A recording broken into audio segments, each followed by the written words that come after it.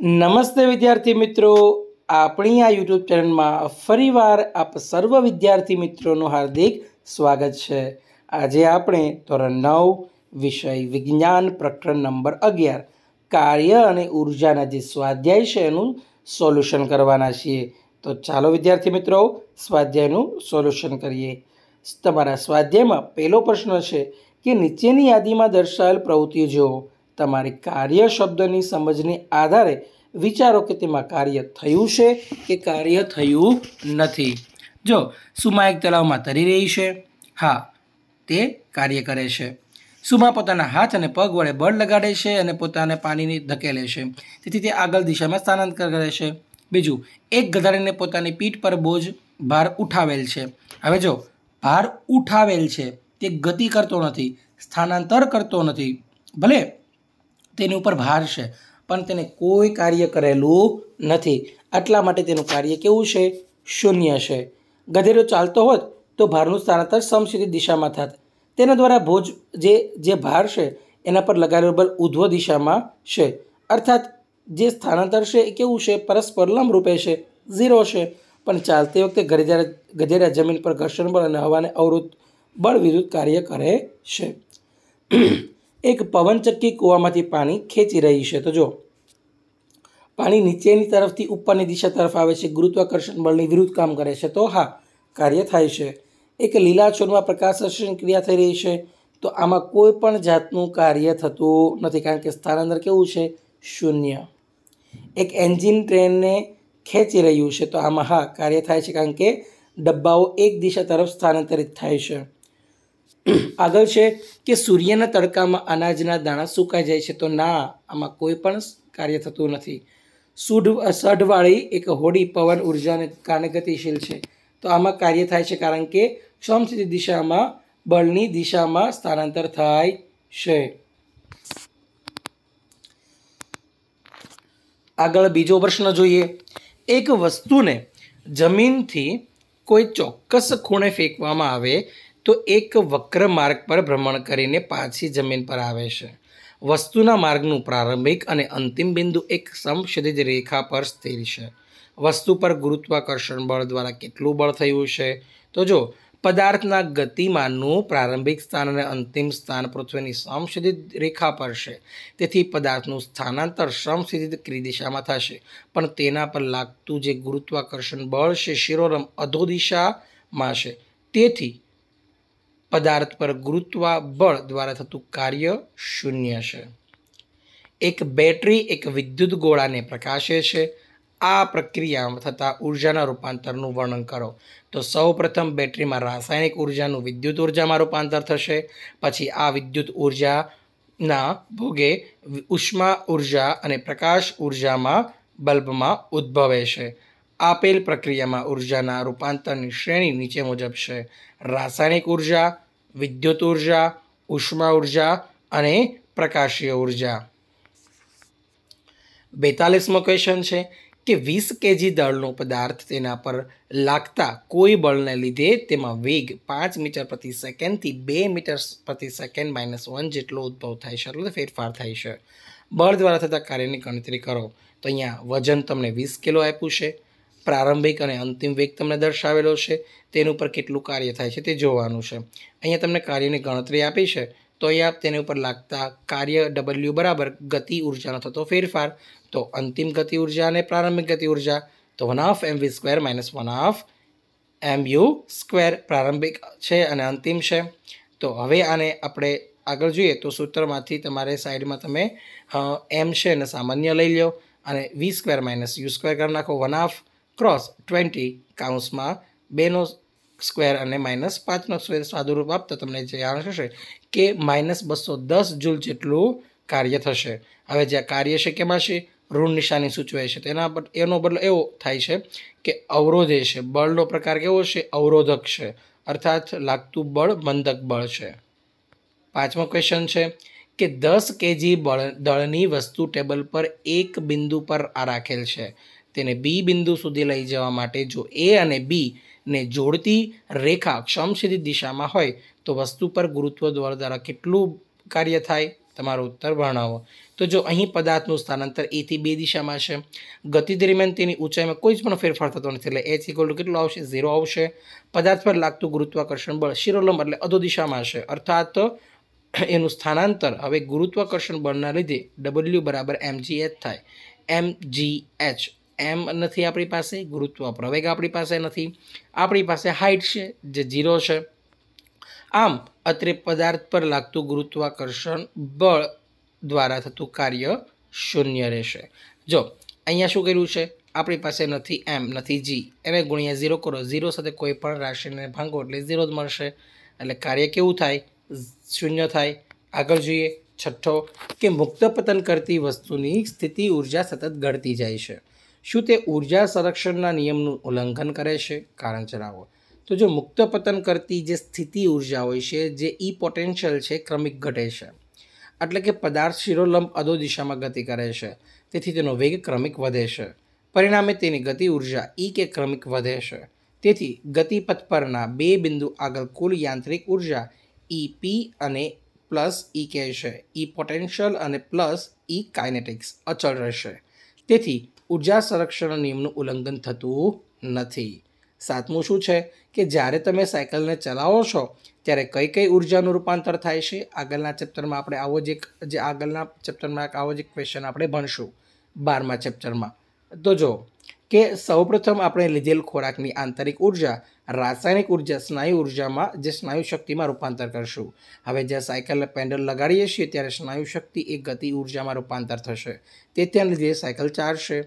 હવે જે આ થોડા સ્નાયુ શક્તિ રસ્તા પરના ટાયર પર ઘર્ષણ બળ વિરુદ્ધ ગતિ કરવામાં મદદરૂપ થશે, તેથી થોડીક સ્નાયુ ઉર્જા ઉષ્મા રૂપે પણ વિકિરણ પામે છે। આગળ જોઈએ, જ્યારે તમે તમારી બધી જ તાકાત લગાડીને એક મોટો પથ્થરને ધકેલવાનો પ્રયત્ન કરો છો, પરંતુ તેને ધકેલવામાં નિષ્ફળ થઈ જાઓ છો, શું આ અવસ્થા ઉર્જાનું રૂપાંતર થાય છે ખરું? તમારા દ્વારા વપરાયેલી ઉર્જા ક્યાં જાય છે? તો જો હા, જ્યારે આપણે મોટા પથ્થરને ધકેલવા માટે તેના પર મોટું બળ લગાડીએ છીએ ત્યારે તે બળ વડે કાર્ય તેટલું જ થાય છે તેમ કહેવાય। પથ્થરનું સ્થાનાંતર થાય પણ અહીં પથ્થરનું સ્થાનાંતર થતું નથી, તેથી પથ્થર પર કોઈ પણ જાતનું કાર્ય થશે નહીં, પણ આપણે થાકી જઈએ છીએ કારણ કે સ્નાયુ ઉર્જા એ સ્નાયુના વિસ્તરણ અને સંકોચનમાં ખર્ચાઈ જાય છે, જે ઉષ્મા ઉર્જામાં રૂપાંતરિત થઈ જાય છે। 9મો ક્વેશ્ચન છે, એક ઘરમાં એક મહિનામાં 250 યુનિટ ઉર્જા વપરાય છે, આ ઉર્જા જૂલ એકમમાં કેટલી થશે? આપને ખ્યાલ છે કે 1 યુનિટ એટલે કે 1 કિલોવોટ અવર એને બરાબર 3.6 ગુણ્યા 10⁻6 જૂલ થાય, તો 250 યુનિટ ઉર્જા એટલે કેટલા? તો 250 ગુણ્યા 3.6 ગુણ્યા 10⁻6 જૂલ, એનું સાદું રૂપ આપો તો તમને મળશે કે 9 ગુણ્યા 10⁸ જૂલ જેટલી ઉર્જા ઉત્પન્ન થશે। 10મો ક્વેશ્ચન છે, 10 કેજી દળની વસ્તુને જમીન પરથી 5 મીટરની ઊંચાઈ પર લઈ જવામાં આવે છે, તેથી સ્થિતિ ઉર્જા કેટલી થાય? જો આ વસ્તુને મુક્ત પતન કરવા દેવામાં આવે ત્યારે અડધા રસ્તે પહોંચે ત્યારે તેની ગતિ ઉર્જાનું ગણતરી કરો। ગુરુત્વ પ્રવેગ 10 મીટર પ્રતિ સેકન્ડ -2 જેટલો લેવાનો છે। અહીંયા તમને વજન આપેલું છે, ઊંચાઈ આપેલી છે, ગુરુત્વ પ્રવેગ આપેલો છે, અહીંયા તમારે ઉર્જાની ગણતરી કરવાની છે। તો જો આપણે ઉર્જાની સૂત્ર છે EP = mgh, તો તમે જોઈ શકો કે સ્થિતિ ઉર્જા કેટલી હોય? 2000 જૂલ જેટલી। આ તમારું સમીકરણ 1 છે। જ્યારે આ પદાર્થોને મુક્ત પતન કરવા દેવામાં આવે ત્યારે તેની સ્થિતિ ઉર્જા ગતિ ઉર્જામાં ફેરવાય છે। જ્યારે પદાર્થ નીચે તરફ અડધી ઊંચાઈથી હોય ત્યારે અધો દિશામાં તેણે કાપેલું અંતર s બરાબર h બરાબર 2.5 મીટર જેટલું થાય। ધારો કે આ સ્થાનને પદાર્થનો વેગ ગણીએ તો v² - u² = 2as પરથી આપણે v² - u² બરાબર 2gh રાખવાનો છે, પ્રવેગની બદલે ગુરુત્વ પ્રવેગ। v² - u² તો આપણે 0 છે, બરાબર 2g 10 ઊંચાઈ 2.5, તો v² = 50 મીટર પ્રતિ સેકન્ડનો સ્ક્વેર। હવે ગતિ ઉર્જા EK બરાબર 1/2 mv², 1/2 આપેલો છે, m એટલે 40, v² 50, તો 1000 જૂલ જેટલો। ખ્યાલ આવી ગયો વિદ્યાર્થી મિત્રો। 11મો પ્રશ્ન છે, પૃથ્વીની ચારે બાજુ ફરતા કોઈ ઉપગ્રહ પર ગુરુત્વ બળ દ્વારા કેટલા કાર્ય થશે? તે જવાબ તમે તર્કસંગત તરીકે આપો. તો અહીંયા તમને એનો થિયરિકલ જવાબ આપેલો છે. 12મો ક્વેશ્ચન છે, શું કોઈ વસ્તુ પર લગાડવામાં બળની ગેરહાજરીમાં તેનું સ્થાનાંતર થશે? વિચારો. આ પ્રશ્નની બાબતમાં તમારા મિત્રો તથા શિક્ષક સાથે વિચાર વિમર્શ કરો. હા, પદાર્થ પર લાગતું બળ ન હોય તો F = 0 થાય. તેથી ન્યૂટનના ગતિના બીજા નિયમ પરથી F = ma. F બરાબર તો 0 છે, તો md તો m does not equal to 0, કારણ કે એનો જે દળ હોય છે એ 0 ક્યારે થશે નહીં, પણ હા, અંતર 0 થઈ શકે. આવા કિસ્સામાં પદાર્થ સ્થિર અવસ્થામાં હોય તો સ્થિર રહેશે, અને જો સુરેખ પથ પર ગતિ કરતો હોય તો નિયમિત ગતિ કરશે અને પોતાની ગતિને ચાલુ રાખશે. તેથી ઉપરોક્ત બીજી પરિસ્થિતિમાં પદાર્થનું સ્થાનાંતર થાય છે, પણ બળ ગેરહાજર છે.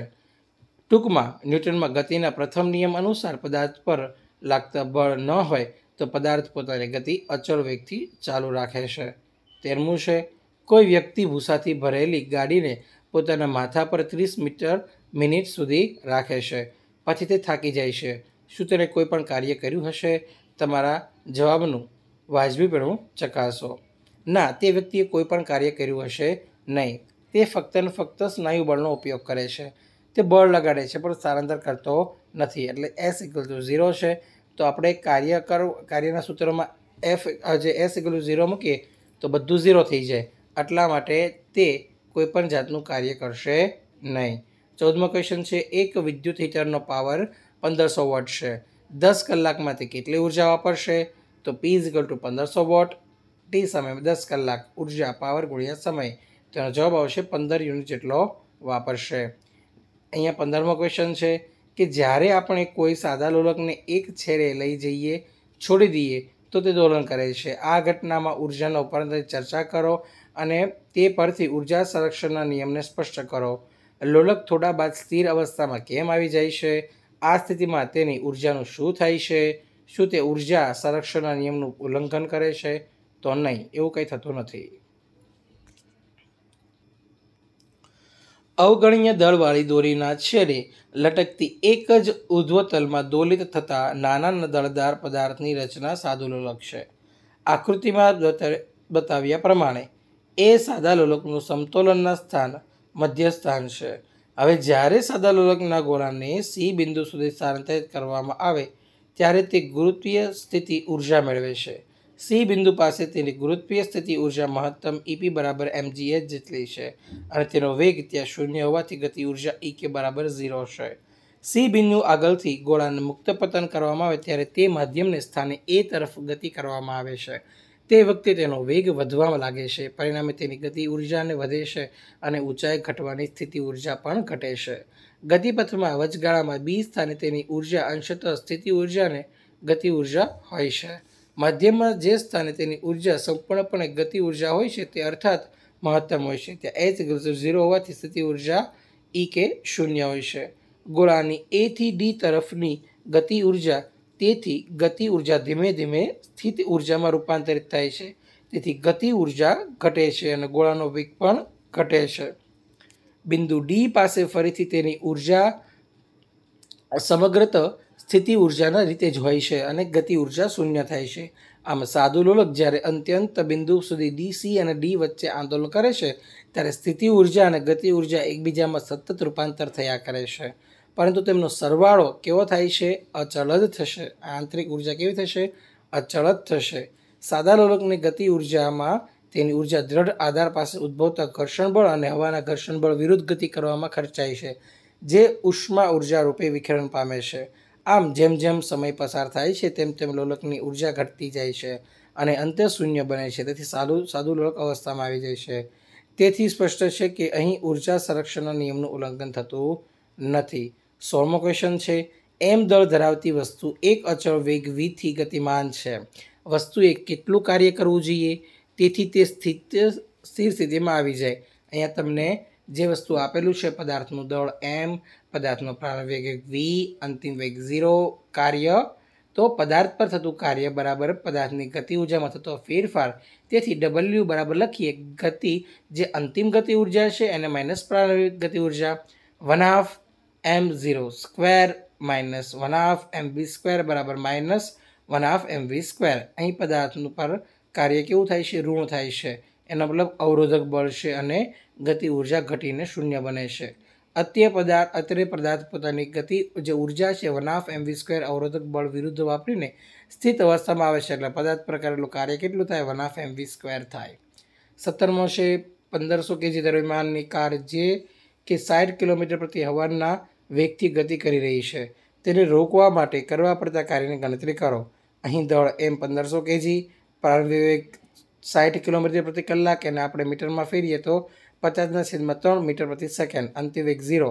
તો સૂત્ર મૂકીને ખાલી આપણે કિંમત મૂકવાની છે. તો અહીંયા તમારો જવાબ આવશે -2,08,333. ઋણ નિશાની સૂચવે છે કે કાર પર કોઈ અવરોધક બળ લાગે તેથી તેની ગતિ ઉર્જા ઘટીને શૂન્ય બને છે. આગળનો ક્વેશ્ચન જોઈએ.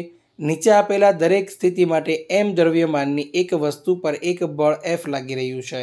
સ્થાનાંતરની દિશા પશ્ચિમથી પૂર્વ તરફ છે કે એક લાંબા તીરથી દર્શાવેલ છે. જે ચિત્રને ધ્યાનપૂર્વક જુઓ અને બતાવો કે દરેક કિસ્સામાં કરેલ કાર્ય ઋણ છે કે ધન છે કે શૂન્ય છે. અહીંયા તમને આ આપેલ આકૃતિ પરથી જે કાર્ય ધન છે કે શૂન્ય છે તે દર્શાવેલ છે. આમાં તમારે સીધો જવાબ લખવાનો છે. અહીંયા કીધું છે કે સોની કહે છે કે કોઈ વસ્તુનો પ્રવેગ શૂન્ય હોઈ શકે પછી ભલે તેના પર ઘણા સમય કાર્ય કરી રહ્યા હોય. શું તમે તેની સાથે સહમત છો? કેમ? હા. જ્યારે પદાર્થ પર લગાવવામાં ઘણા બળો પરિણામી બળ F શૂન્ય હોય તો તેનો પ્રવેગ એ શૂન્ય હોય તો 1 બરાબર F/m. હવે જો બળ જ શૂન્ય હોય તો સાથે સાથે બધું પ્રવેગ પણ શૂન્ય થઈ જશે. 20મો ક્વેશ્ચન છે. દરેકનો પાવર 50 વોટ હોય તો તેના 4 સાધનો 10 કલાક માટે વાપરવામાં આવે તો વપરાતી ઉર્જા કેટલી હશે? તો આગળ જેમ દાખલો ગણો એમ જ ગણવાનો છે. અહીંયા જે વસ્તુ આપેલી છે તો 4 એક સરખા સાધનો છે તો 4 પી કરવા પડશે કારણ કે પાવર 4 ગણો થઈ જાય ને. એના સમય એના ગુણ્યા ટી તો 4 ગુણ્યા 0.5 કિલોવોટ. એના સમય કેટલા છે? 10 કલાક વાપર્યો તો 20 જેટલો યુનિટ તમે વાપર્યો હોય. 21મો છે. મુક્ત પતન કરતી એક વસ્તુ જમીન પર પડીને સ્થિર થાય છે તો તેની ગતિ ઉર્જાનું શું થશે? તો એનો જવાબ તમને અહીંયા આપેલો છે. થિયરિકલી બેઝ છે. આ પ્રશ્ન તમારે ખાલી ફક્ત અને ફક્ત વાંચવાનો છે. તો વિદ્યાર્થી મિત્રો, આ સાથે આપણે સ્વાધ્યાયનું સોલ્યુશન પૂર્ણ કરીએ છીએ. આઈ હોપ કે તમે શાંતિથી સ્વાધ્યાયનું સોલ્યુશન કર્યું છે, તમને ગમ્યું હશે. જો આ વિડીયોમાં કાંઈ અમારી ભૂલ થઈ હોય તો એને તમે કોમેન્ટ બોક્સમાં જણાવજો જેથી અમે એને સુધારી શકીએ. અને નવા કોઈ સોલ્યુશન જોતા હોય તો અમને કોમેન્ટ બોક્સમાં જરૂરથી જણાવો. Thank you for watching. Thank you for Bing with me.